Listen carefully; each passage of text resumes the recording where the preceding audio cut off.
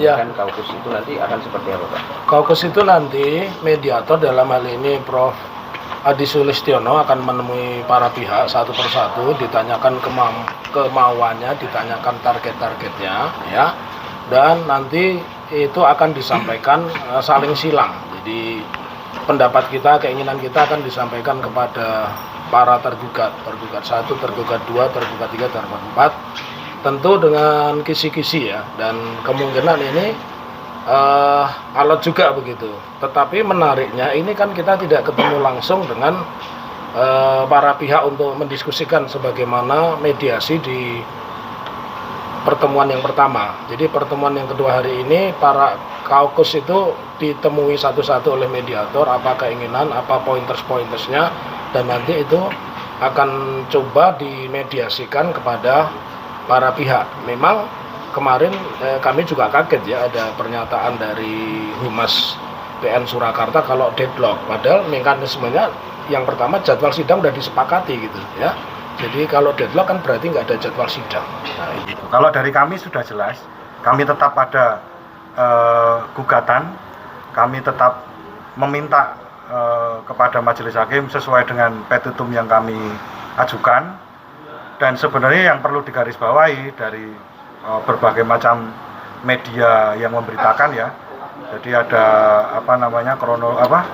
timelinenya dari Pak Jokowi terus kemudian melaporkan dan lain sebagainya. Sebenarnya ini gampang, pembuktian ijazah ini, bawa ijazahnya ke pengadilan sesuai perkataannya beliau waktu di rumah dulu, tunjukkan kepada masyarakat, dan silakan siapapun yang nanti akan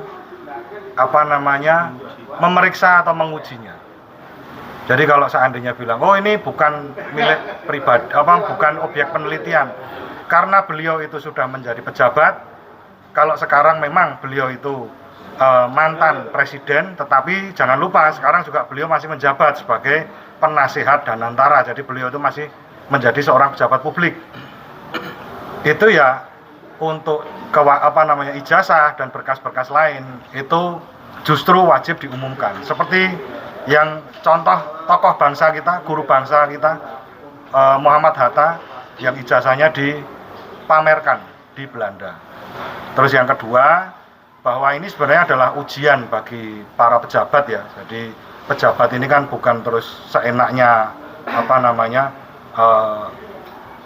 berpendapat dan itu dianggap sebagai hukum. Bukan, hukum di Indonesia itu jelas mengaturnya. Jadi tidak seperti keinginan pribadi, tetapi hukum ini sudah diatur sedemikian rupa. Maka dari itu sesuai dengan Undang-Undang Dasar 1945 bahwa semua orang di mata hukum adalah sama. Jadi siapapun beliau, jadi dengan isu yang semakin meningkat ini justru akan menunjukkan bagaimana kapasitas seorang pejabat di mata masyarakat, di mata rakyat. Itu yang kita perlu garis bawahi. Saya rasa demikian. Mungkin ada yang mau menambahkan?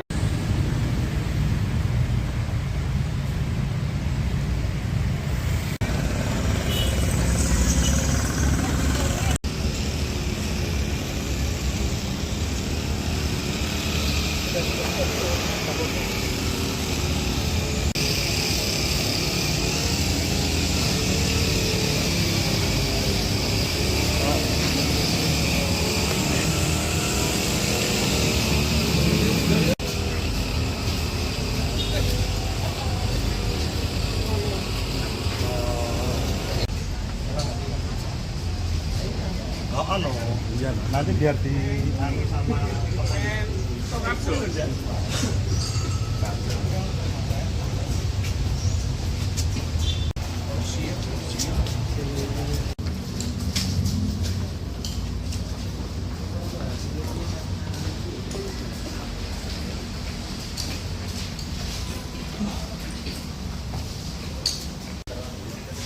Ini ada utusannya Prof. Egy Sujana yang datang di hari ini juga.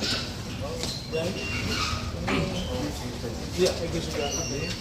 Selamat pagi. Ampun, Siap.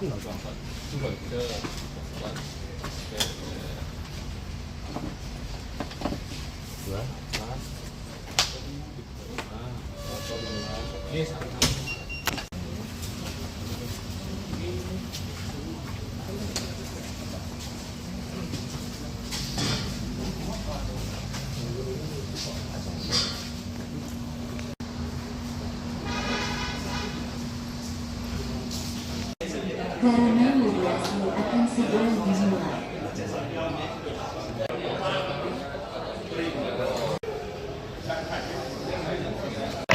Ya. Kan kaukus itu nanti akan seperti apa Pak? Kaukus itu nanti mediator dalam hal ini Prof. Adi Sulistiono akan menemui para pihak satu persatu, ditanyakan kemauannya, ditanyakan target-targetnya, ya, dan nanti itu akan disampaikan saling silang. Jadi pendapat kita, keinginan kita akan disampaikan kepada para tergugat 1, tergugat 2, tergugat 3, tergugat 4, tentu dengan kisi-kisi ya, dan kemungkinan ini alot juga begitu. Tetapi menariknya ini kan kita tidak ketemu langsung dengan para pihak untuk mendiskusikan sebagaimana mediasi di pertemuan yang pertama. Jadi pertemuan yang kedua hari ini para kaukus itu ditemui satu-satu oleh mediator, apa keinginan, apa pointers-pointersnya, dan nanti itu akan coba dimediasikan kepada para pihak. Memang kemarin kami juga kaget ya, ada pernyataan dari Humas PN Surakarta kalau deadlock, padahal mekanismenya yang pertama jadwal sidang sudah disepakati gitu ya. Jadi kalau deadlock kan berarti nggak ada jadwal sidang. Nah, itu. Kalau dari kami sudah jelas, kami tetap ada gugatan, kami tetap meminta kepada Majelis Hakim sesuai dengan petitum yang kami ajukan, dan sebenarnya yang perlu digarisbawahi dari berbagai macam media yang memberitakan ya, jadi ada timelinenya dari Pak Jokowi terus kemudian melaporkan dan lain sebagainya. Sebenarnya ini gampang, pembuktian ijazah ini, bawa ijazahnya ke pengadilan sesuai perkataannya beliau waktu di rumah dulu, tunjukkan kepada masyarakat, dan silakan siapapun yang nanti akan memeriksa atau mengujinya. Jadi kalau seandainya bilang, oh ini bukan milik pribadi, bukan objek penelitian, karena beliau itu sudah menjadi pejabat. Kalau sekarang memang beliau itu mantan presiden, tetapi jangan lupa sekarang juga beliau masih menjabat sebagai penasihat dan antara. Jadi beliau itu masih menjadi seorang pejabat publik. Itu ya untuk ijazah dan berkas-berkas lain itu justru wajib diumumkan. Seperti yang contoh tokoh bangsa kita, guru bangsa kita, Muhammad Hatta, yang ijazahnya dipamerkan di Belanda. Terus yang kedua, bahwa ini sebenarnya adalah ujian bagi para pejabat ya. Jadi pejabat ini kan bukan terus seenaknya berpendapat dan itu dianggap sebagai hukum. Bukan, hukum di Indonesia itu jelas mengaturnya. Jadi tidak seperti keinginan pribadi, tetapi hukum ini sudah diatur sedemikian rupa. Maka dari itu sesuai dengan Undang-Undang Dasar 1945 bahwa semua orang di mata hukum adalah sama.